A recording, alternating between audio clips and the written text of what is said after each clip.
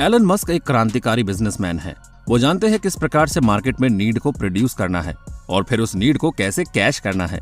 इसलिए तो वो आज दुनिया के विशिष्ट बिजनेसमैन हैं। एलन मस्क ने ऑटोमोबाइल इंडस्ट्रीज का ढांचा ही बदलने का फैसला किया है। जहां कई दशकों से हम लोग इंटरनल कॉम्बशन इंजन वाली कार यूज कर रहे हैं, ऐसे सिनेरियो में एलन मस्क ने फैसला किया एक नए तरह की गाड़ी बनाने का, जो कि इलेक्ट्रिकल चार्ज पर चले। इनको हम EVM के नाम से जानते हैं। पूरी दुनिया में अपने बिजनेस को फैलाने वाले एलन मस्क भारत से भी अरबों कमाने की ताक में बैठे हैं। अभी तक एलन मस्क तकरीबन 1,85,000 गाड़ियां बेच चुके हैं। लेकिन सवाल ये उठता है दोस्तों कि क्या हमारा प्यारा भारत देश इस क्रांतिकारी परिवर्तन के लिए तैयार है। माना कि एलन मस्क दुनिया के रिचेस्ट बिजनेसमैन हैं, लेकिन हमारे यहाँ भी एक से बढ़कर एक बिजनेसमैन अपनी धाक जमाए हुए हैं और ऐसा ही एक दमदार नाम है टाटा का। यहाँ पर हमें ये भी अच्छे से समझ लेना चाहिए कि टेस्ला न सिर्फ इस समय दुनिया की बिगेस्ट नामी गिरामी कंपनी है, इसके अलावा वो सेलिंग के नित नए रिकॉर्ड भी कायम कर रही है। आपको जानकर आश्चर्य होगा दोस्तों कि टेस्ला की गाड़ियों की मार्केट में कितनी डिमांड है। टेस्ला डिमांड को पूरी करने की स्थिति में नहीं है। इससे आप अंदाजा लगा सकते हैं टेस्ला का फ्यूचर क्या होने वाला है। टेस्ला ने अपनी गाड़ियों को फ्यूचर रेडी रखा है दोस्तों। आपको इनकी गाड़ियों में ऑटो पायलट का ऑप्शन भी मिलता है। जब तक आप मार्केट से अलग कुछ नहीं लेकर आएंगे तो आपको सफलता कैसे मिलेगी दोस्तों। और यही फैसला कर रहा है टेस्ला। और टेस्ला के इस फैसले को देखते हुए जैगुआर, फोर्ड और ऐसी ही कई दूसरी बड़ी कंपनियों ने भी अपनी कार में वो परिवर्तन करने शुरू कर दिए जिन्हें लेकर टेस्ला मार्केट में आ रहा है। क्योंकि अगर मार्केट में आपको अपनी धाक जमानी है तो वक्त के साथ खुद को बदलना ही पड़ेगा। एलन मस्क के अनुसार आने वाले तकरीबन 20 सालों में पूरी दुनिया में EVs छा जाएंगी। इसका मतलब ये है कि आने वाला समय EVs का है दोस्तों और इंटरनल कॉम्बशन इंजन मार्केट से आउटडेटेड हो जाएगा। अब सवाल उठता है कि भारत में टेस्ला मार्केट पर कब्जा कर पाएगा या फिर उसे नहीं करने दिया जाएगा।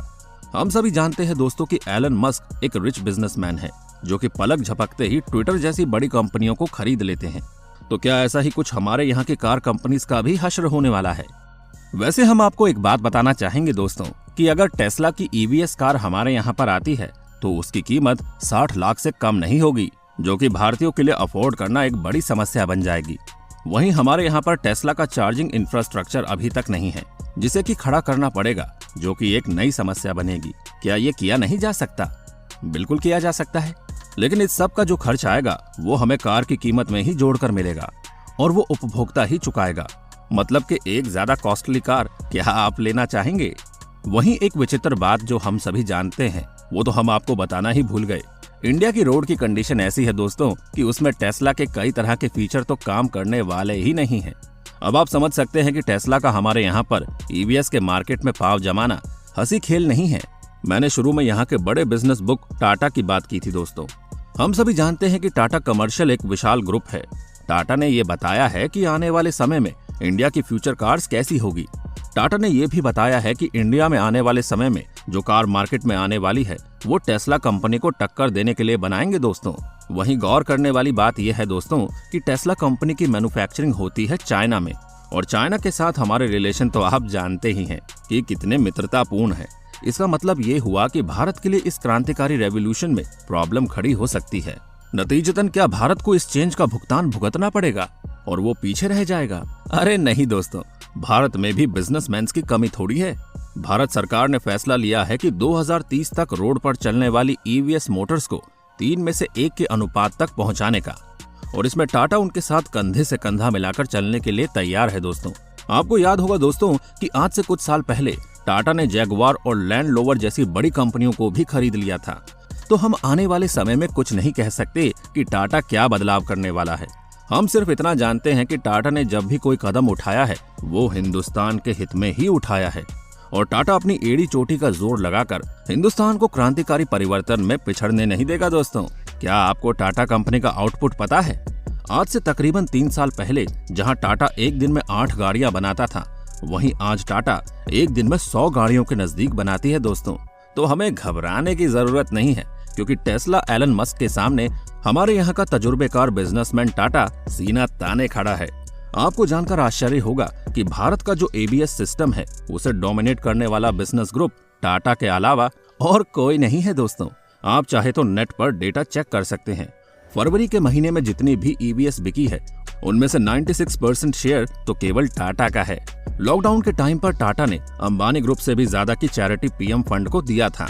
टाटा ग्रुप हिंदुस्तान का ग्रुप है दोस्तों, जो हिंदुस्तान के लिए काम करता है। हाँ, आप ऐसा कह सकते हैं कि टाटा की ईवीएस बाकी कंपनियों के मुकाबले सस्ती हैं, इसलिए ज्यादा बिकती हो।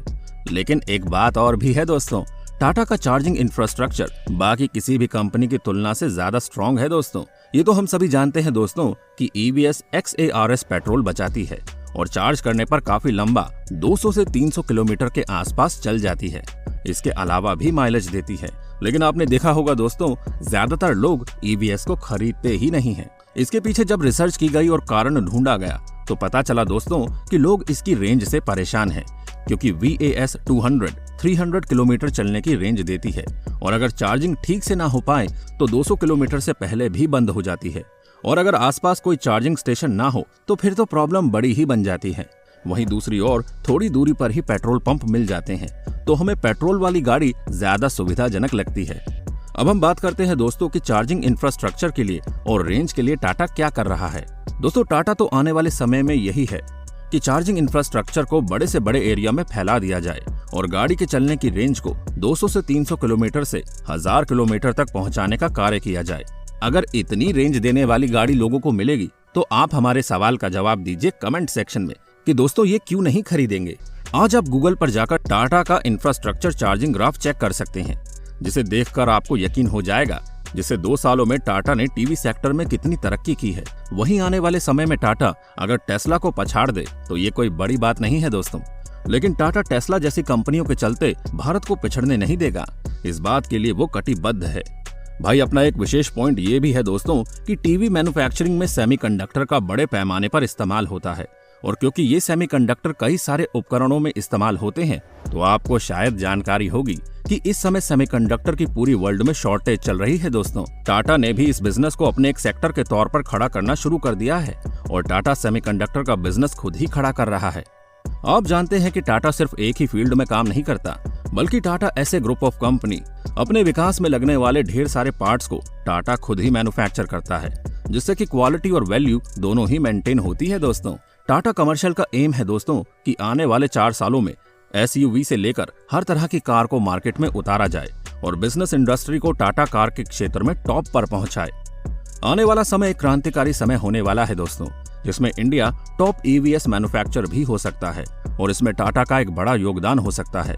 अब हम आ जाते हैं अपने वीडियो के खास पॉइंट पर, जिसका नाम है अविनिया। ज्यादा दूर नहीं, 2025 में इसे लॉन्च किया जाएगा दोस्तों और ये EV सेक्टर को रूल करने के लिए तैयार हो रही है। अविनिया तोड़ है टेस्ला का, तो टेस्ला भारत के लिए चुनौती नहीं, टेस्ला भारत के लिए मौका है एक नया मील का पत्थर देने का। तो दोस्तों, अगर आप EV कार खरीदेंगे तो टेस्ला कंपनी की खरीदना चाहेंगे या फिर टाटा एविनिया कार खरीदना चाहेंगे, हमें कमेंट सेक्शन में जरूर बताइए। तो अगले वीडियो में आपसे फिर से मुलाकात होगी दोस्तों। तब तक के लिए जय हिंद, जय भारत, वंदे मातरम।